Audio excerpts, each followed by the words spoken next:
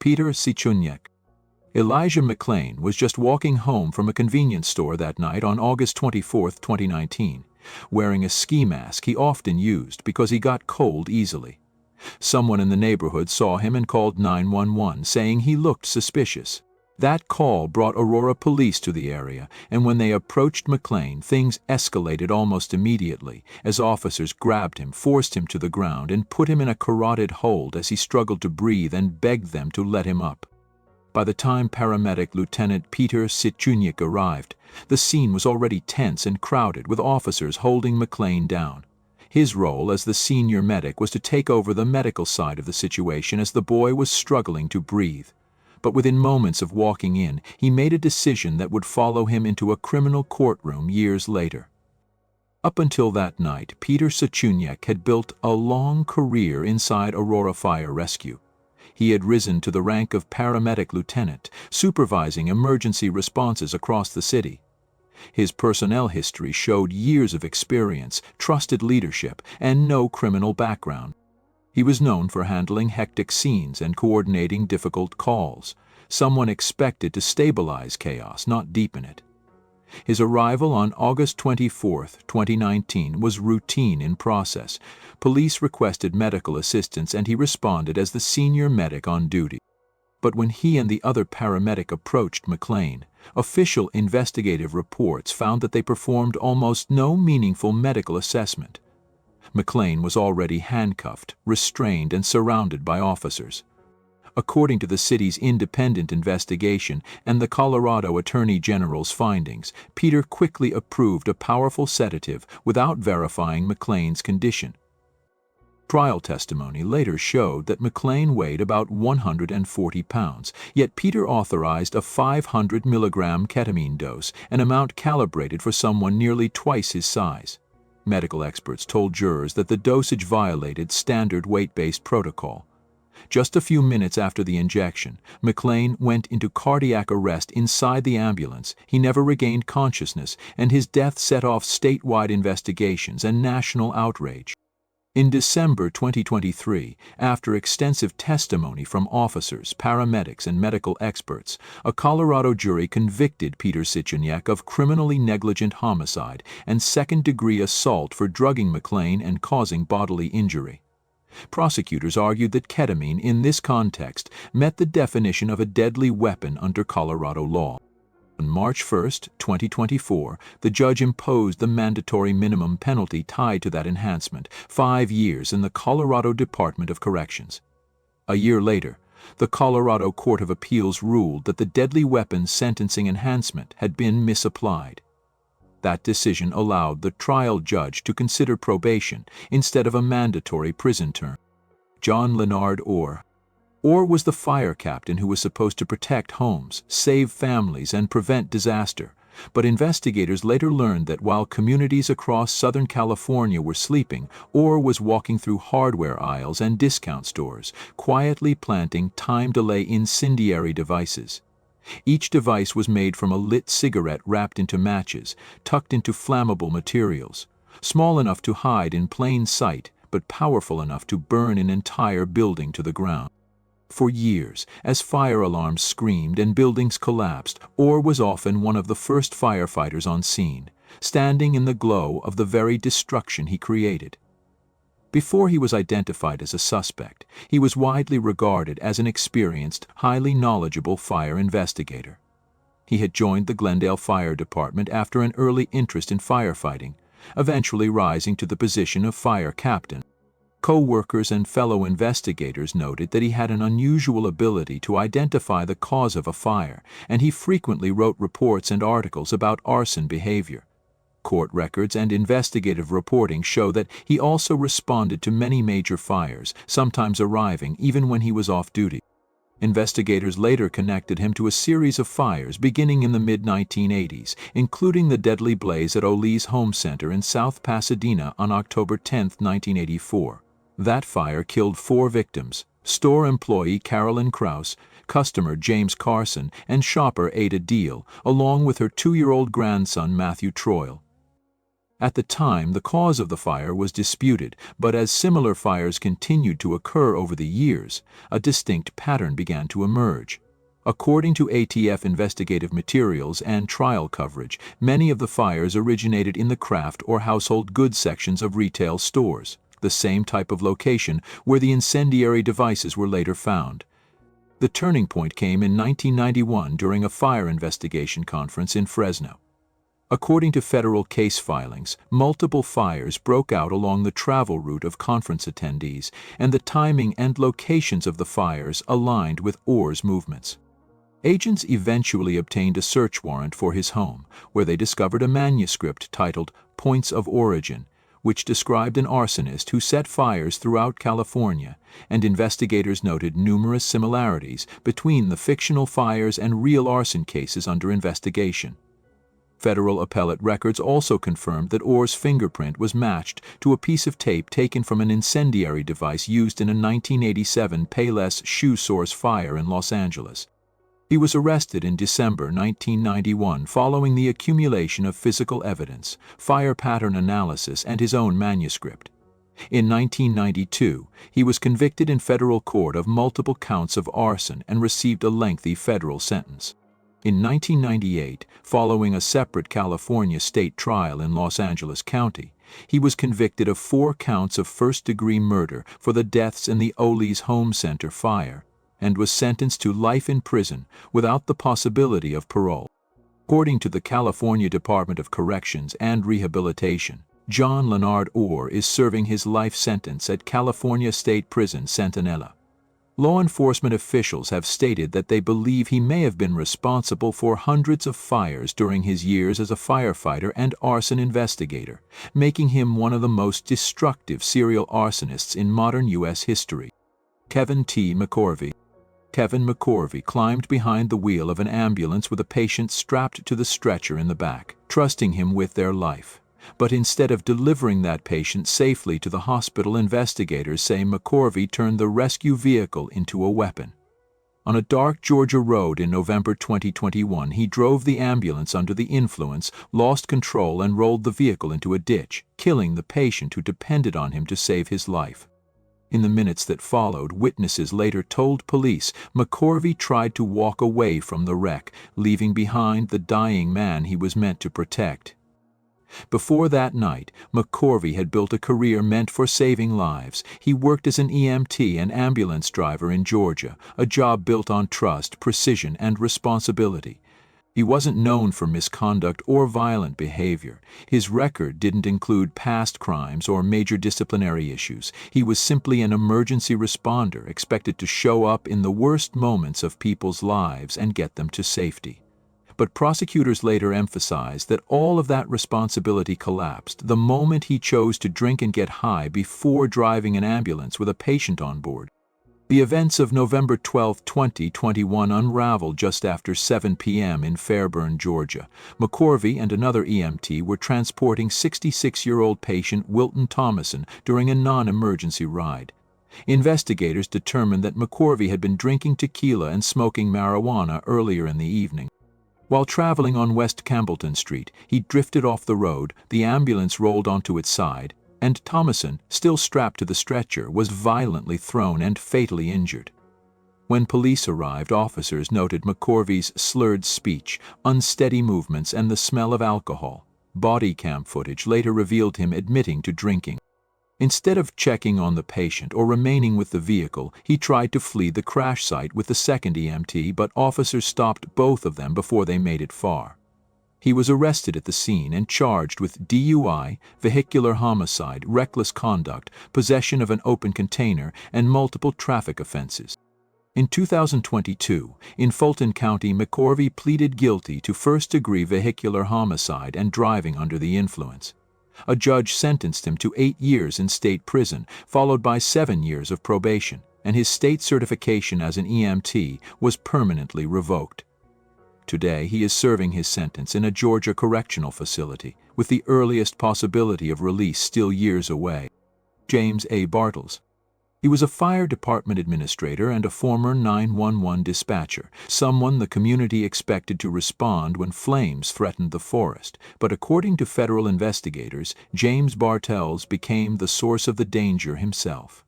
The Department of Justice established that he deliberately set a series of wildland fires inside and around Wayne National Forest in southeastern Ohio.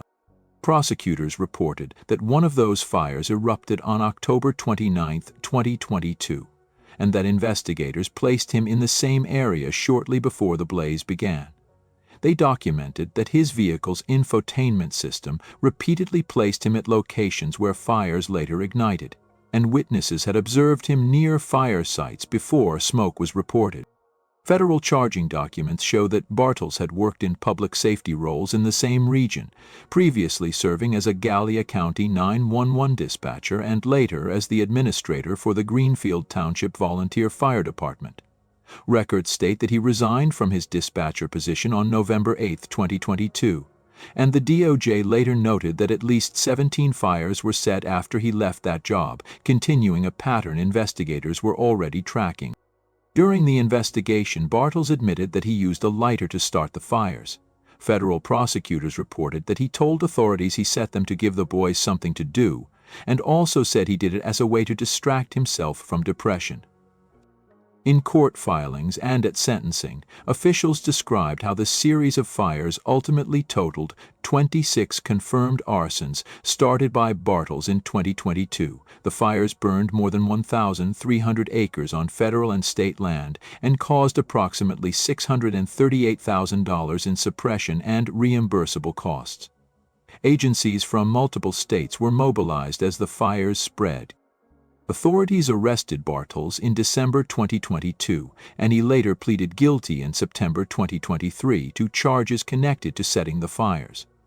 On February 10, 2025, a federal judge sentenced the 52-year-old Rio Grande, Ohio resident to 18 months in federal prison.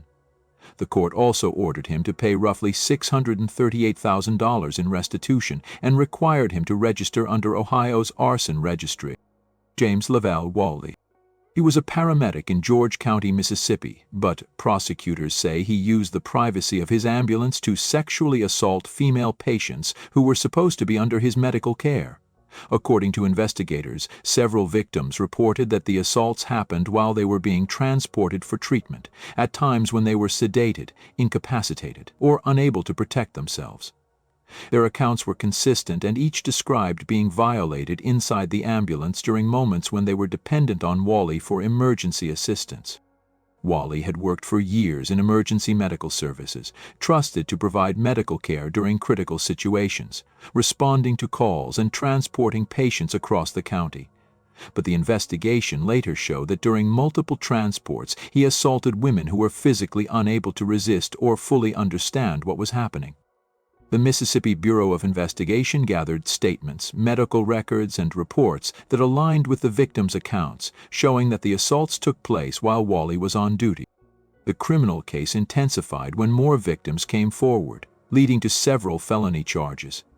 A George County grand jury ultimately indicted James Lavelle Wally on multiple counts of sexual battery and gratification of lust, all related to incidents inside the ambulance. In 2022, he pleaded guilty to these charges, and on June 20, 2022, he appeared in a George County courtroom to be sentenced.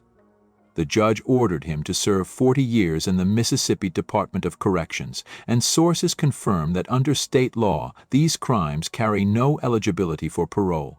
That means Wally must serve the full sentence with no time suspended and no chance of early release. Anthony Saccavino. Anthony Saccavino was a high-ranking FDNY fire prevention chief who, according to federal prosecutors, took money to speed up fire safety approvals for people who paid for special treatment. The Justice Department says he used his position to push certain projects through much faster than the normal review time, even telling staff the requests came from City Hall when they did not. He wasn't fast-tracking them because they were emergencies. He was doing it because bribe money was being funneled through an expediter and into his hands. Investigators explain that from 2021 through 2023, expediters collected about $190,000 from clients who wanted their projects moved ahead of everyone else, and Saccavino personally received roughly $57,000 of that money. Court documents show that he instructed FDNY staff to treat selected filings as high priority, even telling them the urgency came from the mayor's office or city hall.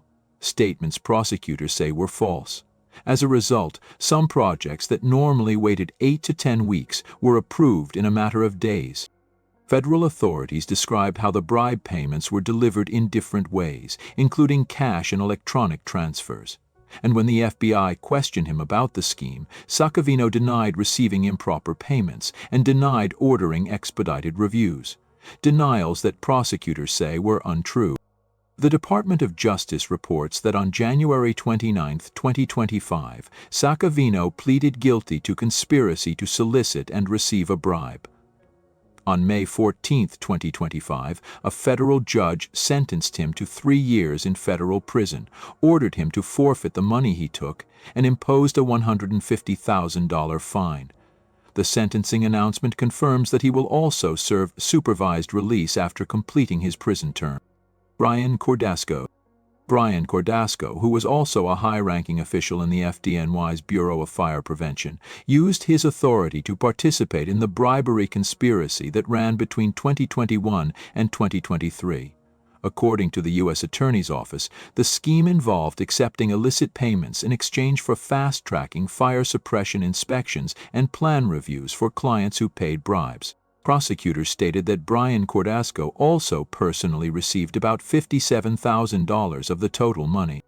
Investigators noted that Cordasco provided preferential treatment to projects connected to these bribe-paying clients and gave misleading explanations to his subordinates to conceal why certain reviews were being prioritized.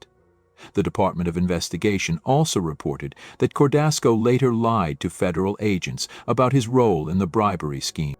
In October 2024, he pleaded guilty to 1 count of conspiracy to solicit and receive a bribe.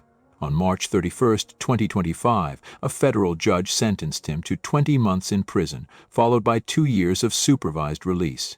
He was ordered to forfeit the $57,000 he received and pay a $100,000 fine, as stated in the sentencing announcement from the U.S. Attorney's Office and the NYC Department of Investigation. Benjamin Cunha set in motion the mine fire on July 6, 2007, when he ignited a vegetation blaze in El Dorado County that spread across state land and onto federally owned property. According to federal prosecutors, Cunha used a time delay incendiary device that allowed him to leave the area before the fire erupted. Investigators determined that the mine fire burned approximately 80 acres and required a large response from CAL FIRE and federal wildfire crews. Cunha had previously worked seasonally for CAL FIRE between 2001 and 2003, and later served as a volunteer firefighter for the Diamond Springs Fire Protection District. Court filings and news reports state that, beginning in 2006 and continuing into 2007, Cunha admitted to setting at least 30 wildland fires in the Amador and El Dorado regions. Fire Rescue 1 in the U.S. Attorney's Office reported that his motives included boredom, the desire for overtime as a responding firefighter, and the hope of impressing his peers. The mine fire became the focus of a federal investigation because it crossed into U.S. government land, and the case was investigated by CAL FIRE, ATF, and federal prosecutors. Analysis of the device used in the mine fire matched other incendiary devices connected to Cunha's earlier fires. The Los Angeles Times reported that he had already been convicted in state court in 2008, where he received a 365-day jail term, probation, and GPS monitoring during fire seasons. In October 2015, he pleaded guilty in federal court to 1 count of arson on federal land for causing the mine fire, and on February 23, 2016, U.S. District Judge John Mendez sentenced him to 5 years in federal prison and ordered him to pay $246,862 in restitution to CAL FIRE for suppression costs associated with the mine fire. According to Cap Radio, authorities estimated that the combined damage associated with his fires was around $7 million. Public records cited by Wildfire Today show that Cunha completed his state-level probation in 2012. However, South Tahoe Now reported in January 2024 that he later faced new criminal charges in El Dorado County related to the planting of explosive devices, indicating he remained under investigation for additional offenses after his release from federal custody. Adam Selby had been known in Perry Township as a volunteer firefighter who showed up when the tones dropped and the community needed help. But as investigators later uncovered, he wasn't just responding to emergencies, he was creating them. In the quiet stretches of Springville and the rural backroads around Perry Township, fires began breaking out in places where no one expected danger. Brush along the roadside, isolated structures, and pockets of land that rarely saw activity. And almost every time, Selby was there, standing with the crew, acting like another firefighter caught in the chaos. His background in the department didn't raise suspicions at first. Selby served as a volunteer firefighter working alongside people who trusted him, responding to calls as part of the small local team. Nothing in the public record pointed to earlier crimes or disciplinary problems. He was simply one of the volunteers, someone the community believed was there to protect them, but as the fires kept coming, investigators in Lawrence County started noticing patterns. The locations, the timing, the burn characteristics, and Selby's presence again and again made the coincidences hard to ignore. What began as a cluster of suspicious incidents soon became a full arson investigation. Detectives compared scenes, interviewed witnesses, and followed the timelines until the evidence started pointing in one direction. Each fire was intentionally set, and each one created real risks for residents and responders. As the pressure grew, Selby was questioned, and, according to the case file, he ultimately admitted involvement. In 2017, facing the evidence gathered against him, he pleaded guilty to 4 counts of arson in Lawrence County. His sentencing reflected the seriousness of the spree, as the judge handed down a 32-year prison term but with 12 years suspended. That left 20 years for Adam Selby to serve in the Indiana Department of Correction. Ryan Lobham was serving as a Munhall volunteer firefighter when investigators discovered that he wasn't just responding to fires, he too was secretly starting them. In the Pittsburgh area, a series of porch and small structure fires had worried residents and puzzled authorities. The locations and ignition points looked similar each time, and the pattern eventually led investigators to look closely at people connected to the emergency responses themselves. When detectives questioned Lobham, he admitted that he was the one setting the fires. His confession confirmed what the investigators had begun to suspect. The incidents weren't accidents or coincidences, they were deliberate. According to the reporting by Tribe Live and the records filed in Allegheny County Court, Ryan Lobham pleaded guilty to arson and related charges. In 2013, a judge sentenced him to 18 to 36 months in state prison, followed by probation. If you enjoyed this and want to see more interesting videos, I'm going to be posting every day on this channel. I would really appreciate it if you like and subscribe. Thank you very much.